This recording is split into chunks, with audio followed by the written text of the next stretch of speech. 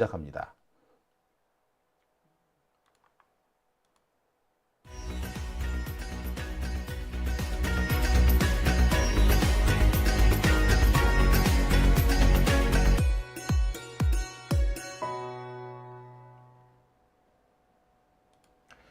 오밤중의 뉴스 함께하고 계십니다.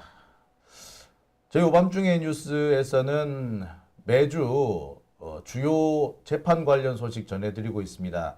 현장에 우리 강지호 기자가 다녀와서 어떤 일들이 있었다, 법정에서 어떤 이야기들이 오갔다라는 것을 전해주고 있는데요. 네, 오늘도 강지호 기자가 법정에 다녀왔습니다.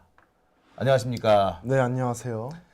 오늘 오늘 조국 대표의 재판이 열렸죠. 예, 오늘 조국 대표의 재판이 열렸고 사실 뭐 4분 정도만 진행이 되고 끝났다라고 합니다. 네, 되게 당황스러웠던 그런 상황이라고 보여지는데 자세히 들어가면서 얘기를 하겠습니다만 오늘 조국 대표의 상고심 선고가 있었습니다. 징역 2년이 확정이 됐어요.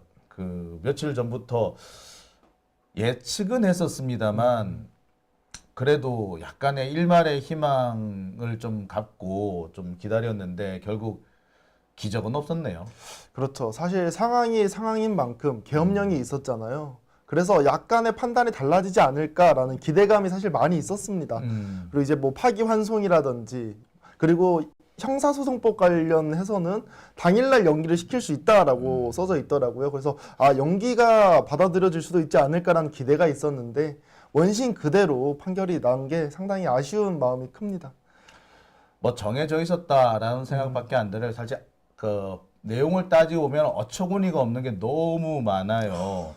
어떻게 딸이 받은 장학금이 뇌물이 됩니까? 지금 부산대 노한준 교수님 같은 경우에는 미쳐버리려고 하시더라고요. 자기가 제자들을 위해서 제자가 열심히 학교 다니라는 뜻에서 장학금을 준 건데 그게 뇌물이었다라고 하니까 돌아버리겠다라고 하고 있고요.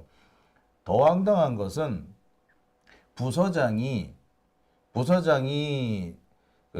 자기 부서와 관련된 일을 결정을 내렸는데 부서원이 반대를 했다는 이유로 부서장의 이 권한이 직권남용이 돼버린 거예요.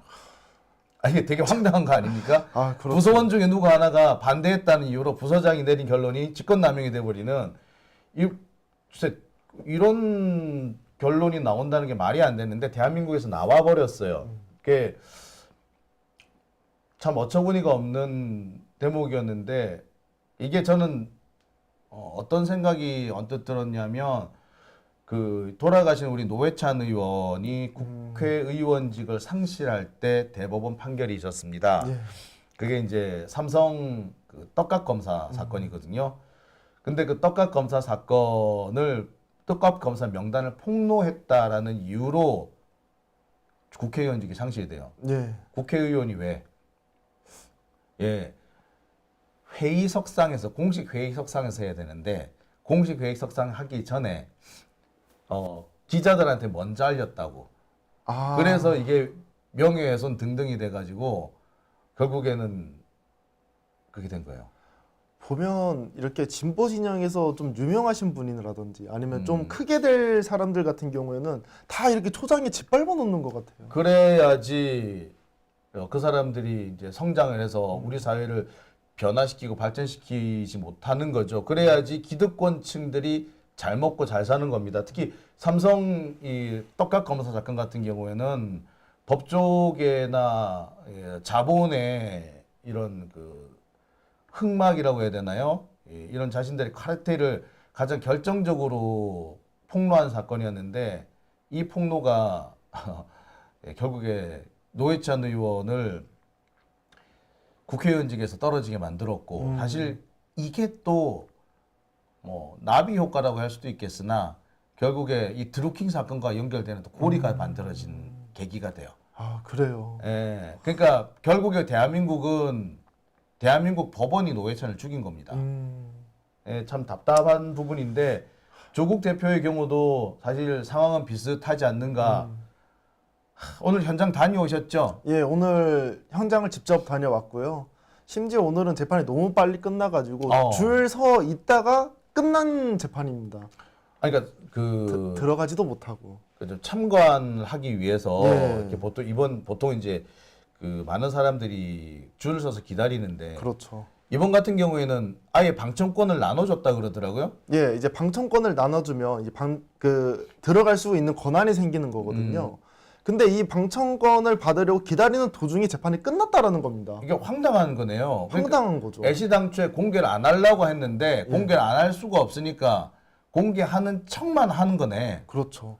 그리고 제가 방송하는 도중에 갑자기 이제 조국 대표 오늘 선고일이 11시 45분이었거든요. 근데 막 40분부터 우리 시청자분들이 계속 채팅을 치는 거예요. 결과가 나왔다라는 겁니다. 시작도 안 했는데. 속보가 떴다라는 거예요. 그러니까 이게 언론과 법원의 철저한 협잡에서 진행된 거예요. 아마 일찌감치 보도 자료를 뿌렸을 거예요. 30분 전쯤에. 그러니까 그 30분 전쯤에 뿌려진 보도 자료들이 이렇게 삐져 나온 겁니다. 아마 기자는 그 선고가 나왔다는 소식을 듣고 배포를 하려고 준비를 하고 있었을 텐데 못 모르는 데스크들이 쥐뿔도 모르는 게 와 이게 안 나갔어 하고 하다가 확인도 안 해보고 하다가 이렇게 뭐 황당한 사태가 생기지 않았을까 싶긴 한데 아 진짜 그러니까 이 사람들이 뭐 이렇게 바빴을까요? 조국을 죽이고 싶었다는 거예요. 결국엔 기득권들이 조국을 죽이고 싶어 했던 거고 마침내 그 죽이는 결과가 나오니까 너무 기뻐했던 거다. 뭐 이렇게밖에 제가 볼 수 없는데 되게 황당하네요. 재판 시작을 기다리고 사람들이 이제 각 방청권을 받으려고 기다리고 있는데 그렇죠. 후다닥 끝내버렸다는 거 아니야? 예, 다 들어가지도 못한 상태에서 재판이 끝났다는 거예요. 다들 이제 오리둥절 하고 있는 거죠. 그러니까 들어오지 말라는 거네 처음부터 못 들어오게 하려고 방청권은 못 들어오게 하기 위한 수단이었다는 거네요. 참. 그러니까 지금 조국 대표의 이번 판결 같은 경우는 결국에 우리나라 서울대 법대 그 카르텔 법조계를 장악하고 있는 서울대 법대 카르텔이 조국을 죽인 뭐 그런 케이스라고 생각이 드네요. 어떤 판사들인지 얼굴이나 좀 봤으면 좋겠는데 자 오늘 그 얘기를 좀 해볼까 합니다. 예. 참 예측은 했었는데 막상 이렇게 상황이 벌어지니까 어처구니가 없네요. 그러면은 현장 법정에는 채 들어가 보지도 못하셨겠군요. 네, 오늘 법정은 아예 들어가지도 못했고 그 주변에 있는 상황만 저는 보고 왔습니다. 어떤 분위기든가요? 처음에는 다들 좀 기대하는 분위기가 있었습니다. 혹시나. 그러니까 다들 아세요. 이제 삼심 같은 경우에는 뒤집히지 않는다라는 걸 대부분 아십니다. 그런데도 불구하고 이번에 불법 계엄이 있었기 때문에 시기가 시기잖아요. 그래서 이번에 약간 바뀔 수도 있지 않을까라는 기대감. 환기파송이 되지 않을까, 파기환송이 되지 않을까라는 그런 기대감이 다들 있었는데 다들 이제 실망하시고 눈물을 흘리시는 분도 계시고 그랬었습니다. 저도 참 할 말이 많은데요. 일단 우리 오늘 강지호 기자가 준비한 화면을 일단 보면서 말씀 나누도록 하겠습니다. 이게 대법원 정문에서 찍은 사진이군요. 네, 여기는 대법원 정문에서 찍은 사진이고요. 건너편에는 이제 구구 단체들이 이제 조국 막 구속하라 이런 거가 있는 거고, 이거는 좀 아이들이 왔는데 좀 장난스럽게 막 윤석열 탄핵 이런 얘기를 하고 있는 상황인 겁니다. 예. 그리고 이제 제가 말했었던 눈물을 흘리시는 분들, 이게 마음이 진짜 아프더라고요. 특히나 이분 같은 경우에는 오열을 하잖아요. 많이 우시네요. 예. 참 마음, 저 마음, 제 마음도 같다라고 말씀드릴 수밖에 없는데, 참 현장에 저도 갔었으면 저런 마음이지 않았을까라는 생각이 드는데, 참 저는 이제 가다가 윤석열 그 긴급 담화를 보고. 방송 깜짝 놀래가지고 멈췄어요. 그래서 어처구니가 없어 하다가 너무 황당한 거예요. 황당하고 정신이 없다가 보니까 어리버리버리 하고 있었어요. 그러다가 이제 그냥 놓쳐버렸는데 현장에 계셨던 분들은 다들 이렇게 참 착잡해 하셨군요. 그렇죠. 이게 왜 그러냐면 다들 기대감이 고조된 상태에서 이 조국혁신당에 있는 분들이 한 100분 정도 나오셨거든요. 근데 이분들이 처음에 다 이렇게 기대를 하고 있다가 갑자기 이제 인연이 떨어지니까 다들 막 울기도 하시고 화도 내시기도 하고 그러시더라고요. 더군다나 예. 방청객이 들어오기도 전에 방청객들 차는 그 선별한답시고 들어올 수 있는 사람은 따로 뽑아놓고서는 그렇죠. 그 따로 뽑은 방청객들이 채 들어오지도 못했는데 선고를 했다. 맞습니다. 그거는 남들한테 보이기 싫다라는 거고, 만약에 무슨 일이 법정에서 벌어질 수도 있겠다, 판사들이 한 방 얻어 터질 수도 있겠구나라고 걱정했기 때문에 그렇게 그 도둑질 하듯이 판결 내리지 않았나라는 생각이 드네요. 저도 깜짝 놀란 게 이 45분에 시작인 거잖아요. 네. 조금 방송하고 나니 갑자기 이제 결정이 났다라는 거예요. 한 2, 3분 뒤에. 그러니까 저도 아니 재판이 이렇게나 빨리 끝낼 수가 있나. 보니까 43분에 나왔다고 하더라고요. 근데 아까 말씀하신 네. 것처럼 40분부터 속보가 나오기 시작했던 거야. 와 맞아요. 그러니까 사람들이 얼마나 황당했으며 또 얼마나 배신감 느꼈겠습니까? 그리고 다시 한번 말씀드립니다만, 물론 사전에 보도자료 뿌리는 경우가 있거든요. 근데 그 보도자료가 그 데스크들 입맛에 안 맞는 보도자료면요, 기자가 클릭할 때까지 가만히 있어요. 근데 지들이 너무 신나는 거잖아? 지들 마음에 드는 거잖아? 그러면 그냥 마구 내보내요. 아유. 그러니까 특히 오늘도 보니까 몇몇 경제지들이 먼저 지랄을 했더라고. 네 맞아요. 속보라고 엄청 빨리 내보내고. 그들이 뭐 한 이유가 뭐냐? 그만큼 조국이 미웠던 거야. 미운 놈이 징역형을 가게 됐다니까 엄청 신났던 거예요. 그러니까 뭐 엠바고고 나발이고 없이 그냥 마구 찔러버린 거야. 우리나라의 언론 적폐와 사법 적폐가 한 통속이라는 걸 다시 한번 드러내주는 상황이 아닌가. 그들은 약간 그런 것 같아요. 조국 대표도 어떻게 보면 기득권층이라고 봐야 되겠죠. 왜냐하면 서울대 출신에 이제 어렸을 때 교수도 하고 집도 잘 살고 하니까. 그런데 본인들이 갖지 못한 뭔가가 있기 때문에 조국을 되게 미워하는 것 같아요. 공명심이라든지 이런 것들. 일단 조국은 그들보다 인기 있죠. 아, 그렇죠. 인기가 확실히 그리고 있죠. 지금처럼 가면은 조국은 언젠가는 대권을 자리에 앉겠죠. 그런 조국을 무슨 수를 써서라도 끌어내려야 되는 겁니다. 절대 대권에 갈 수 없도록 만들겠다는 거죠. 조국 같은 사람이 대통령 자리에 앉으면 자기들은 망한다고 생각하는 겁니다. 비슷해요. 이재명 대표 같은 경우에는 정말 가진 것도 없고 오로지 자기 능력만 가지고 저 자리에 온 사람이잖아요. 저런 사람도 무서워. 더군다나 저런 사람이 기득권층에 물들지 않고 자기의 초심을 계속 유지한다는 건 정말 무섭거든요. 그렇죠. 그런 사람들이 그러니까 노무현 같은 사람인 거예요. 기득권이 될 수 있음에도 기득권에 물들지 않고 초심을 계속 지키고 나가는 사람들이 무서운 거예요. 그런 사람들이 세상을 바꿔 나가는 거거든요. 근데 그러니까 그런 이재명도 보기 싫은 거고, 조국 같은 사람은 아니 저거는 누가 봐도 기득권이잖아. 그렇죠. 집안도 잘 살아, 부자야, 잘생겼어, 외모도 기득권입니다. 그리고 서울대 법대 나왔어. 이런 사람이 기득권인데 기득권을 부시겠다고 하는 사람이니까 더 무서운 거예요. 그러니까 이 사람들 짓밟아야 되는 거야. 그러니까 이재명도 계속 괴롭히고 조국도 괴롭힌 겁니다. 그 결과가 오늘 같은 일이에요. 뭐 말이 참 무슨 말을 더 해야 될지 모르겠는데, 제가 아까 그런 말씀드렸죠. 오늘 제가 그 대법원을 가는 중이었어요. 예. 열심히 가는 중인데 갑자기 윤석열이 대국민 담화. 담화를 한다는 거야. 그래서 이 뭔 소리야 싶어서 또 뭐 개소리 하겠지 싶었어요. 그런데 보니까 개소리가 정말 개소리였잖아요. 2시간짜리 내란이 어딨느냐 하면서 국민들 향해서 막 호통을 치는 거 하면은 비상계엄은 통치행위다. 어떻게 내란이 될 수 있느냐. 이런 얘기를 했습니다. 그리고 이거 보니까 녹화였더만. 아니 저는 녹화한 순간부터 대통령이 자질이 없는 것 같아요. 20분 얘기를 못 해가지고 그걸 녹화를 뜹니까? 참, 근데 제가 더 이제 열받아가지고 이제 부들부들 예. 떨고 있었어.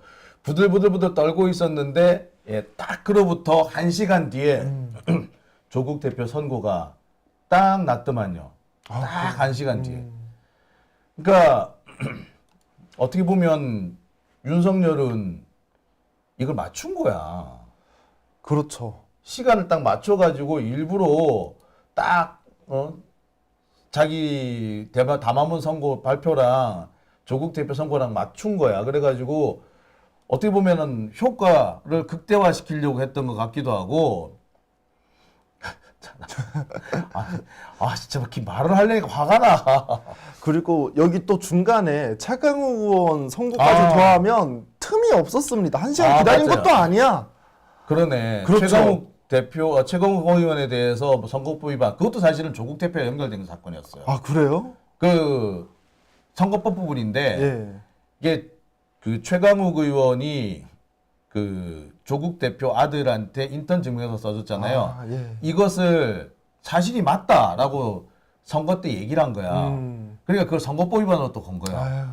그러니까 마치 하나를 가지고 2번 뿌려 먹은 거예요. 인턴 증명서 가지고 한번 그 인턴 증명서를 가지고 최강욱을 국회의원직을 떨어뜨려 버리고 그다음에 선거법 위반이라고 또 하는 거예요. 하나를 가지고 2번 우려 먹은 거야 이게.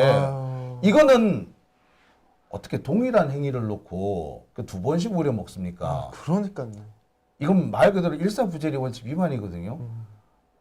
근데 이걸 유죄 선고 내리는 것도 웃겼어. 근데 그게 그냥 이거 아니야.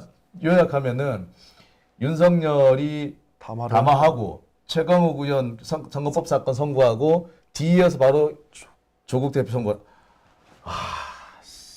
뭐 중간 틈이 없었습니다, 오늘. 이거는 글쎄 이게 우연일 수는 없잖아요. 그렇죠. 제 생각에 이거 다 계산하고 그런 것 같아요. 계산했죠. 했다고밖에 볼 수가 없는 것 같네요. 근데 이게 참 초반부터 상당히 노골적이었어요. 그러니까 조국 대표 이 사건 같은 경우에는 사실 1심부터 노골적이었다라고 해도 과언은 아닌 것 같고요. 특히 대법원 판결은 처음부터 노골적이었어요. 이게 혹시 지난번 우리 그 조국 대표가 국회의원 당선된 게 언제인지 혹시 기억하세요? 당선된 날짜? 당선된 날짜는 기억은 잘 안 나요. 4월 11일이에요. 11일. 정확하게는. 예. 그러니까 4월 10일 날 총선이 있었고 이어서 그 다음 날 이제 당선이 확정이 된 거거든요. 예. 자, 그런데 바로 당선이 확정된 날 바로 이 대법원 그 지금 재판부가 딱 이렇게 정해져요. 재판부가 조국이 이제 국회의원이 되는 날 맞춰가지고 대법원에 재판부를 딱 했다는 건 뭡니까? 조국을 겨냥해가지고 겨냥해서 저 국회의원직 떨어뜨리겠다는 의미인 거예요. 처음부터. 의도성이 보이네요. 그래서 의도죠. 의도성이 있고 되게 노골적이죠. 너무나도 노골적이죠. 의도가 보이는 정도가 아니라 의도가 되게 노골적인 거죠. 아주 노골적인 한마디로 개새끼인 건데 이런 일들이 실제로 벌어집니다. 이게 조국 대표 재판에서는 계속됐었어요. 사실은 이게 이번만 그런 게 아니라 1심 때부터 쭉 이어왔다고 해도 사실은 과언이 아니에요. 1심 때 부장판사님들도 다 이런 식의 연결고리가 있던가요? 그렇죠. 그러니까 1심 같은 경우에도 보면은 그 원래 김미리 부장판사 이분이 왠지 재판을 맡았었는데 김미리 부장판사가 재판을 결국 그만둬요. 도중에. 그 판사가 2번이 바뀝니다. 2번이 바뀌고 그다음 판사가 뭐 마성영 판사가 한 사람인데 이 마성영 판사가 유죄 2년 선고를 내리는 거예요. 통상적으로 판사가 중간에 막 휴직 내고 그러진 않잖아요. 그런 경우는 없죠. 그러면서 1심에서만 시간을 3년을 끕니다. 근데 나머지 항소심은 8개월밖에 안 가요. 속전속결이. 네. 그 다음에 이번에 상고심, 3심 같은 경우도 정확하게 하면은 이게 8개월 정도밖에 안 간대, 이번에도. 그러니까 1심에서는 자기들이 원하는 판사가 올 때까지 기다리고. 네, 자꾸 바꿔가면서. 진짜. 그렇다고밖에 볼 수 없는 거예요. 그러지 않고서는 그리고 난 다음에 자기들이 원하는 판사가 오니까 그 다음부터 속전속결 한 거다. 그렇게밖에 볼 수 없죠. 예, 참 씁쓸하죠. 네, 씁쓸합니다. 예. 그러니까 제가 이런 얘기를 하면은 많은 분들이 그렇게 말씀하세요. 되게 판사들이 어떤 판사인지 판사도 낯짝자 한번 보자. 오늘 제가 이 썸네일에서 썼듯이 판사들 어떤 놈인지 낯짝 한번 보자라고는 말씀을 많이 하세요. 그래서 낯짝을 한번 제가 보여드리려고 해요. 일단 이번 조국 대표 사건의 주심 판사가 혹시 누군지 아십니까? 엄상필 아닙니까? 엄상필 부장판사? 그렇죠. 엄상필 부장판사죠. 예. 엄상필 부장판사에 대해서 혹시 아시는 거 있습니까? 아는 거 딱 하나 있습니다. 어떤 겁니까? 정경심 교수 징역 4년 때린 사람. 네. 그걸로 알고 있습니다. 그 판사가 조국 대표 사건을 맡았다는 것 자체가 사실은 틀린 거예요. 미국 같으면 이렇게 판결 이렇게 못 받고 안 됩니다. 왜냐하면 선입견을 갖고 들어오잖아. 전 그래가지고 이거 딱 들었을 때 이재명 대표 같은 경우에도 그 그렇죠. 신진우 부장판사가 맡았잖아요. 그렇죠. 그래서 그게 떠오르더라고요, 사실. 그러니까 미국 같으면 이런 식으로 재판부를 배정을 하면요, 바로 이게 문제가 생겨요. 당장 이렇게 되면은 그 재판 자체가 그 기피 신청 대상이 되고요. 미국 같은 경우는 기피 신청을 받으면 재판부가 바뀌는 경우도 있지만 법원이 바뀌기도 해요. 법원 자체가. 네, 그래서 미국은 왜 각 지역 법원이 있고 네. 지방 법원이 있고 주 법원이 있고 연방 법원이 있잖아요. 예. 그 지역 법원이 지방 법원에서 주 법원으로 갈 수도 있고 주 법원도 거기도 항소 법원도 있고 뭐 이렇게 여러 가지 단계로 바뀌어요. 그다음에 주 법원에서 연방 법원으로 갈 수도 있고 막 그래요. 왔다 갔다 해요. 막 얼마든지 바뀔 수 있어요. 통째로 사건이 넘어가 버리는 거야. 그런 정도이기 때문에 함부로 이렇게 안 합니다. 근데 예, 이 엄상필 부장판사가 정경심 사건을 맡고 또 조국 대표 사건도 맡았어요. 근데 저는 이 사람 그 재판을 배정받았을 때 아이고 라고 했었어요. 사실 정경심 교수 재판을 맡았을 때도 이거 아니다라 그랬어. 왜냐하면 이 사람이 대표적인 귀족 판사예요. 귀족 판사요? 네, 대표적인 귀족 판사입니다. 귀족 판사라 하면 그 이제 서울대나 뭐 서울대 법대 이런 데 나오고 좀 일찍 판사가 된 다음에 그 서초동만 주로 서초동만 그 뱅뱅 돌았던 판사들을 귀족 판사를 그래요. 그래서 뭐 서울 그러니까 예를 들어서 이런 거 서울 서초동 주변에 있는 법원이 되게 많아요. 중앙지방법원이 있죠. 예. 서울 가정법원이 있습니다. 서울 행정법원이 있어요. 서울 고등법원이 있습니다. 예. 그런 법원들만 뱅글뱅글 도는 거야. 그러다가 대법원, 뭐 법원 행정처를 갔다 옵니다. 지방 갈 때 잠시 자기 고향, 아버지 고향인 데 가서 잠시 있다가 다시 올라와요. 그러면은 서울의 동남북서 여기 지방법원에 갔다가 다시 서초동으로 돌아오는 요런 전형적인 케이스만 밟았던 사람이 엄상필 대법관입니다. 그러니까 이런 사람들 보고 귀족이라고 할 밖에 이런 사람들 귀족 판사를 그러는데 전형적인 귀족 판사예요. 이 사람 23살인가 대학교 3학년 때 사법시험 합격했대요. 군 법무관 하는데 보세요. 서울지방법원 판사 시작해가지고 서울가정법원, 서울고법 말 그대로 귀족 판사예요. 다 서초동이네요. 그리고 이 사람이 윤석열 사법연수원 동기인데다가 엄청 절친이에요. 아, 그러니까 이런 사람이 대법관이 된다는 것 자체가 사실은 문제였어요. 그러네요. 그러니까 이런 사람이 더군다나 조국 재판을 맡았다는 것도 문제인 거야. 이 사람이 정경심 재판을 맡은 것도 문제였어. 이게 윤석열이랑 그 조국 대표랑 대립 관계잖아요. 그렇죠. 근데 윤석열 씨의 절친이 반대쪽에 있는 조국 대표라든지 정경심 교수라든지 재판 맞는 것 자체가 약간 불공평한 거 아닙니까? 아니 그러니까 그 자체가 네. 불공평. 이게 미국 같았으면 이게 벌써 재판부 기피 신청이 났고 경우에 따라서는 재판 자체가 무효화될 수도 있는 사건이에요. 그리고 특히 이제 미드 보시면은 판사가 누구랑 친분이 있다.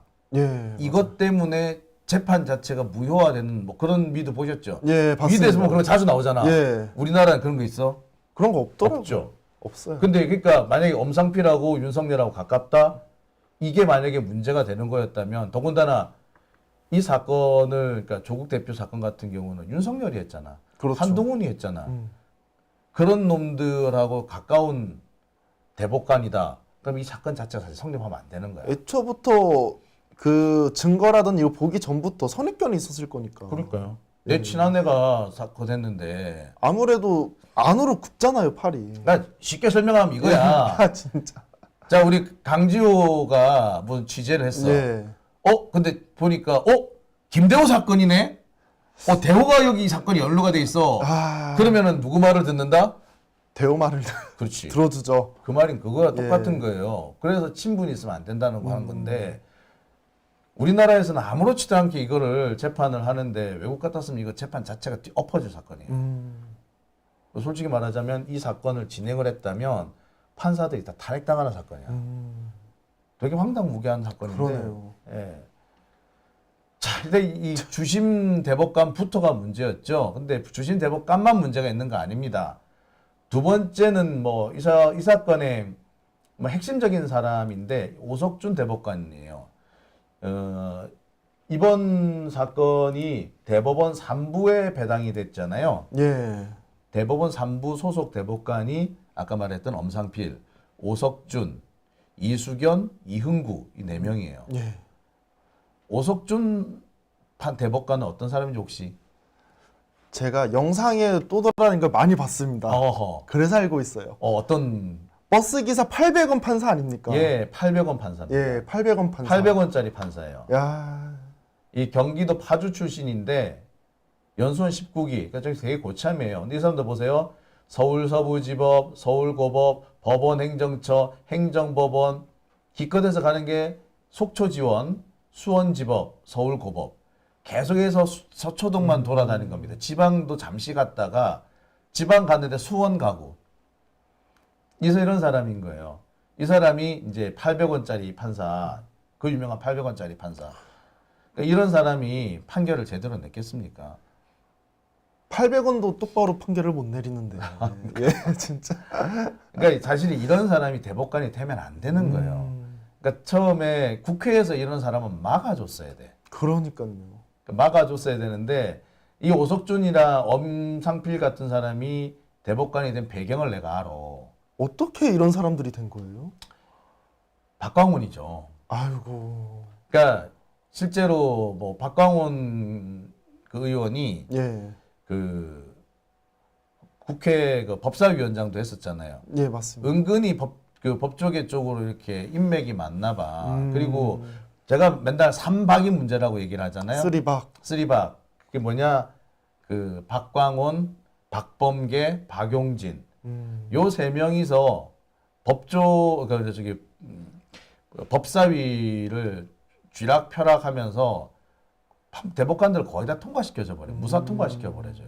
근데 재밌는 거는 그렇게 통과된 많은 사람들이 저 사람은 절대 대법관이 돼서는 안 된다고 했던 사람들인데 통과된 사람도 있죠.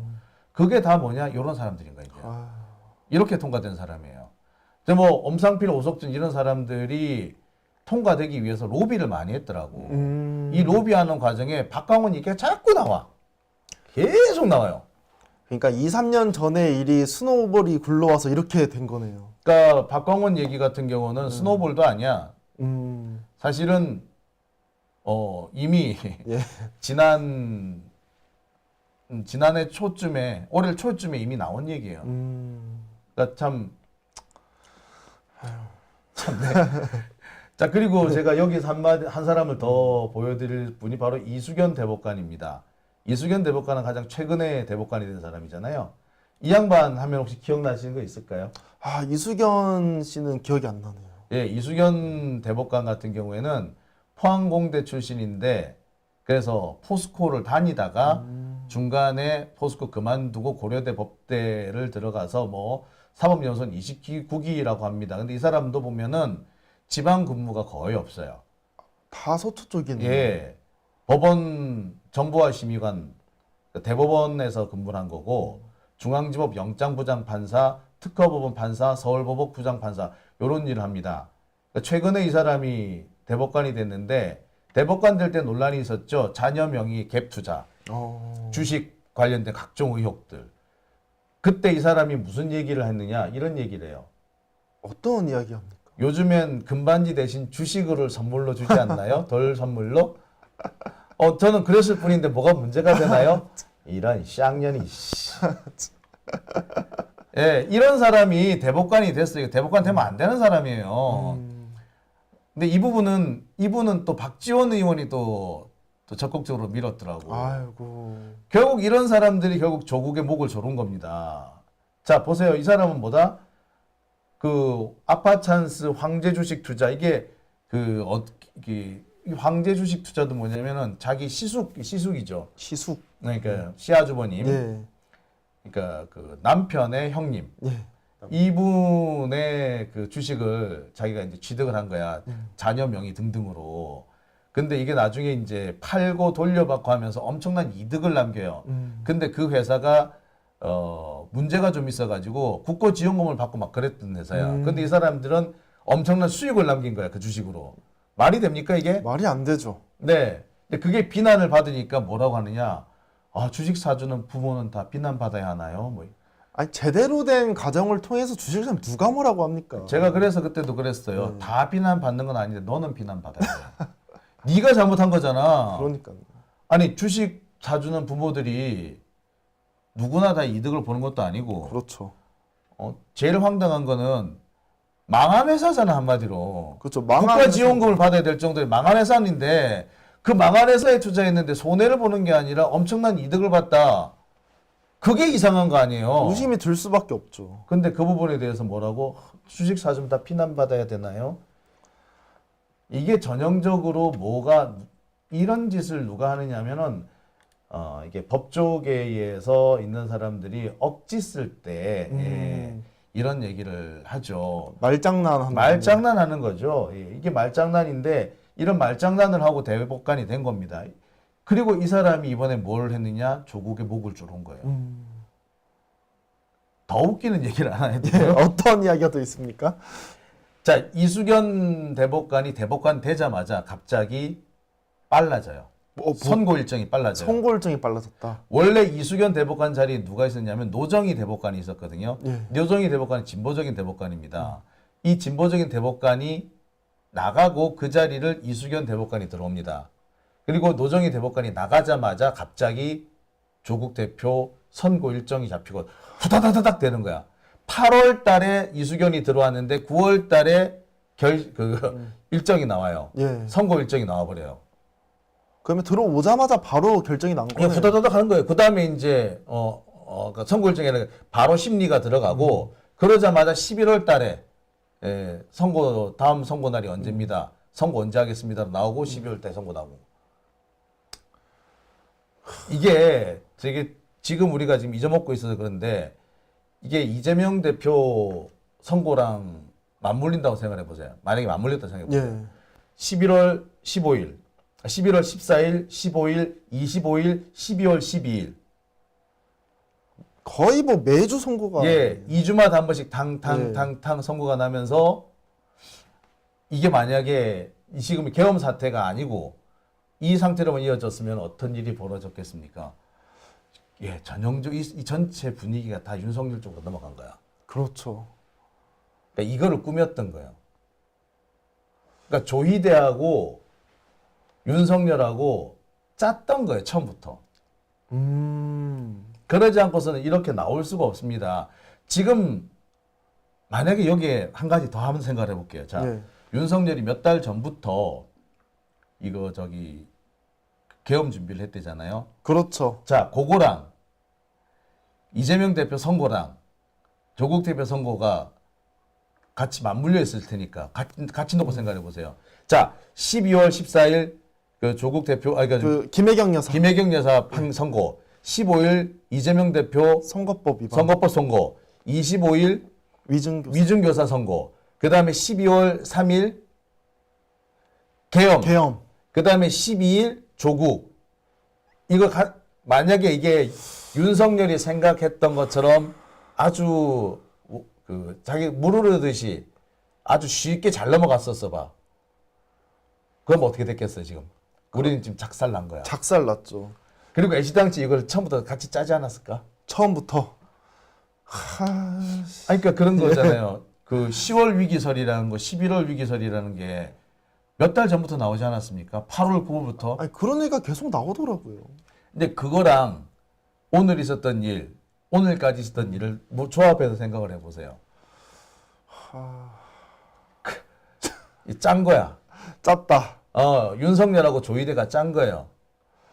그리고 이제 김민석 의원이 계속 이제 그 이전부터 알았는데 공식적으로 말했던 게 최고위원 되고 나서 계엄 얘기를 계속 꺼내셨잖아요. 그렇죠. 그럼 그 전부터 준비했다라는 건데 아마 이 선배님이 말씀한 것처럼 조희대랑 윤석열이랑 그리고 이제 그 계엄까지 해가지고 전부 다 원큐로 뭔가를 진행하려고 한 게 아닌가. 그렇죠. 그리고 이제 이재명 대표가 유죄가 나오고 그리고 조국 대표 유죄가 나옴으로써 자기가 계엄을 한다든가 이런 것들에 대해서 근거를 받쳐주는 걸로 사용하려고 한 게 아닌가라는 생각이 들어요. 그렇죠. 예. 선배님 그러니까 말씀 들어보니까. 그러니까 아마 그랬을 겁니다. 조국 대표나 이재명 대표에 대한 선고가 연속으로 이어지면 시민들의 분노가 치솟았을 거예요. 그렇죠. 그랬으면은 시위가 좀 격해졌을 거거든요. 그러니까 시위가 격해지는 걸 핑계 삼아서 계엄령을 선포했었다라고 했었으면 아유, 진짜. 예. 근데 그게 그 윤석열 뜻대로 흘러가지는 않았던 거예요. 근데 그게 천만 다행이나 전체적인 이 과정을 놓고 보면은 아, 얘들 짰구나. 조희대랑 윤석열이 처음부터 짰구나. 그런 생각 안 할 수가 없어요. 그러니까 아까 1심 판사 얘기를 했는데요. 1심 판사들 얘기를 좀 잠깐 해볼게요. 1심 판사는 누구냐면 아까 마성영 판사라고 제가 말씀을 드렸잖아요. 예. 네. 이 마성영 판사는 원래부터 이 판사가 아니고 세 번째 판사예요. 처음에는 김상현 부장판사였는데 그 자리에 김미리 부장판사가 들어오고 그마저 안 되고 나중에 마성영 부장판사가 들어갑니다. 그렇게 해서 그렇게 세 번째로 들어온 판사가 판결을 내리는데 그래가지고 조국 대표한테 징역 2년을 선고 내리는 겁니다. 이게 2021년에 이제 판사가 바뀌거든요. 자, 그래서 나중에 2023년 초에 선고가 나와요. 그리고 이 마성영 판사도 서울대 법대입니다. 다 진짜 서울대 법대 출신이네요. 네. 서울대 법대 마성영 부장판사. 잠시. 자, 또 있습니다. 이게 제가 더 황당했던 게 그럼 2심 부장판사인데 2심 부장판사는 김우수 판사예요. 김우수 판사 같은 경우에 이거 되게 어릴 때 사진인데 아주 앳된 얼굴이네. 예. 90년대 사진 같네요. 예, 옛날 90년대 사진이네. 그러니까 사법연수원 들어오고 난 다음에 찍은 사진 같은데 아무튼 이 김우수 판사 같은 경우에도 구로고등학교하고 서울대 출신이고 연수원 22기. 그리고 보세요. 특허법원, 중앙지법, 강릉지원, 그다음에 대법원 재판연구관 이렇게 서울 서초동에서만 근무한 역시 귀족 판사입니다. 이 사람 같은 경우도 대전형적인 귀족이에요, 귀족. 이 사람 판결 중에 제일 황당한 판결이 바로 조희연 서울시 교육감 유죄 선고예요. 이 사람 때문에 조희연 교육감이 결국에 유죄 판결을 받은 겁니다. 이거 종교조 선생님들 사실 다시 복직시킨 사건 때문에 이렇게 결론 낸 거잖아요. 네. 전교조 교사 복직시켰다고 유죄 판결 내린 판사예요. 예. 그 다음에 최근에 MBN 업무정지 처분 취소 판결을 내렸던 사람인데 MBN 같은 경우는 무슨 일이 있었느냐. 처음에 이 MBN이 그 종편으로 허가를 받을 때 주주 명단을 사기로 냅니다. 그때 30% 이상 분산을 시키라고 얘기돼 있었는데 그렇게 분산이 잘 안 된 거예요. 예. 그러니까 자기들 임직원 명의로 차명으로 막 계좌 주식을 뿌렸어. 그게 나중에 들킵니다. 그래서 원래대로 하자면은 업무 정지가 아니라 그 사실은 이렇게 그 취소. 예, 허가 취소가 돼 정상인데 업무 정지로 바꿨어요. 근데 그거를 MBN에서 소송을 냅니다. 예. 1심에서는 MBN이 져요. 그런데 항소심에서 이 판사 김우수는 또 MBN 손을 들어준 겁니다. 만약에 우리가 이런 식으로 했었다면 이게 이렇게 나왔겠습니까? 아니 그 허가를 받는데 거짓말로 허가를 받았다고. 아니 지금도 보면 허가를 낼 때 허위로 서류를 내면은 허가 취소된다고 그것도 돼 있어. 그렇죠. 그러면은 예? 우리 조민 씨 같은 경우에도 인턴 증명서 하나 때문에 대학 졸업 증명이 다 날라갔잖아. 그렇죠. 그러면은 인턴 증명서는 가지고 그 난리를 쳤으면서 주주 명부로 사기로 만든 건 이게 된다고 괜찮다고? 경중이 다른데. 그러니까 이게 우리나라 사법부가 개새끼라는 게 여기에 다 오는 겁니다. 그러니까 정말 이래서 열받는 거예요, 이렇게. 저 김우수 판사 제가 쳐보니까 밑에 댓글이 이런 게 써져 있더라고요. 이름이 우수인데 판결은 우수하지 못하다고. 네. 예. 결국에 이들 지금 진행되는 과정을 쭉 보면은 그러니까 조국을 죽이기 위해서 처음부터 판결을 쭉 짰다. 그렇게밖에는 볼 수가 없어요. 전형적인 적폐 판사. 아니 생각을 해보세요. 조민 씨 같은 경우에는 그 인턴 증명서 잘못 냈다고 이 사람의 인생을 망쳐버렸잖아요. 그렇죠. 완전. 의사 면허도 박탈해, 대학원도 박탈해, 대학까지 박탈했잖아요. 그런데 인턴 증명서가 아니라 MBN 같은 경우에는 주주 명부를 사기로 냈잖아. 그런데 이거는 허가 취소를 안 해도 하면 안 된다고? 허가 취소가 아니라 그것도 업무 정지도 안 된다고? 이런 개떡 같은 판결이 어딨냐고요. 이래놓고도 판사들이 판사라고 하는 수가 있느냐는 겁니다. 참. 이게 네. 문제가 되는 겁니다. 그러니까 이게 같은 판사가 했다는 게 더 저는 황당해요. 좀. 열받아. 사실 이 판사들이 그 이전에 어떤 판결을 냈냐에 따라 가지고 이 사람의 성향을 알 수 있는 거잖아요. 네. 근데 머리 아파. 하여튼 답답하네요. 예. 참 오늘 좀 좋은 판결을 같이 듣고 이렇게 얘기를 웃으면서 했으면, 이렇게 했으면 정말 좋았을 텐데. 씁쓸하게밖에 예, 안 맞습니다. 되네요. 답답한데 뭐 어떻게 할 수는 없는 것 같고, 자 오늘은 일단 여기서 마무리 짓고요. 예, 알겠습니다. 다음 재판 때 또 같이 얘기 좀 나눠보도록 하죠. 예. 네, 다음 주 화요일인가요? 예, 다음 주 화요일 날 또 이재명 대표 대장동 재판이 잡혀 있습니다. 제가 이제 신청했으니까 이제 추첨이 되면 이제 갔다 오도록 하겠습니다. 네. 씁쓸한 마음 여기 일단 마음 접기로 하고요. 예. 앞으로 우리가 더 많이 싸워야겠다는 생각하게 되네요. 예, 분명히 좋은 일로 이제 방송할 날이 올 겁니다. 네, 우리가 꼭 이겨가지고 예. 우리 조국 대표 다시 구출을 해내고 예. 이런 김우수 판사니 엄상필이니 이런 판사들 내쫓아야 될 것 같다는 생각 해봅니다. 예. 자, 오늘 말씀 감사드립니다. 네. 감사합니다.